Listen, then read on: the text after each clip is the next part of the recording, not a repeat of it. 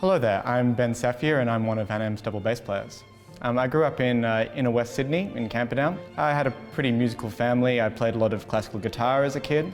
I also did lots of choir stuff as well and lots of acting, very connected to the performing arts. And then when I was about 12 years old, I got onto double bass as a second instrument, and then it really just took off from there. So I was first drawn to double bass when I was about 12 years old. I had just gotten into the Conservatorium High School and wanted to use the opportunity to really get to learn an orchestral instrument, and I thought the double bass had lots of similarities with guitar, which I had already been playing. Lots of string similarities, and also I was a pretty tall kid and I enjoyed low sounds and bass instruments. And so after having a really good teacher to start off with and having lots of early success, I suppose I was really motivated to keep going on that and get as much orchestral experience as possible.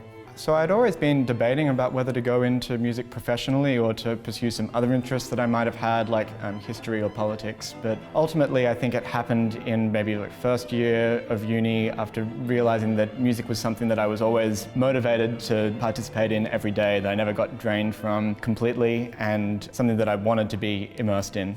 I have so many of my favourite musical memories, it's hard to list them all in one interview, but I've really enjoyed playing Sibelius II at National Music Camp in the beginning of 2020, just before the pandemic really went off the ground. That was a very special performance for me and the whole bass section, really. And I also think that the first performance I ever did with the Sydney Symphony Orchestra playing Rachmaninoff's Second Symphony will always be a very special one for me. I'm really looking forward to doing the Schnittke Piano Concerto in particular. I've always been amazed by his work ever since listening to his choir concerto and some of the music for film scores as well. So I'm really excited to doing this piece that I actually haven't heard before, but a composer that I definitely think should be played more often. As an artist, I think, particularly as a double bass player, I'd really like to show people the variety of music that really is available for double bass and show them things that they perhaps haven't heard before.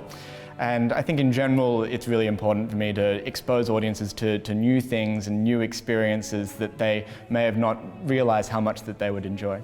Hi, I'm Dasha and I play viola. I've been playing chamber music since primary school and through high school as well, and some great memories were in my first year of ANAM because I was with a great quartet, people my age, and putting together the Smetana from My Life quartet for my recital was a real highlight, as it's a great viola part.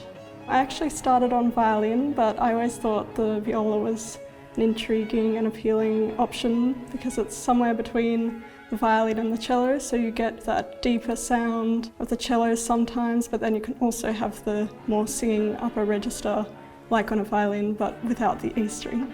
And I'm also a fan of finding more obscure, lesser-known viola music. I find that really rewarding, and there's lots to be discovered, even though there's not quite as much repertoire as for an instrument like the violin or the cello.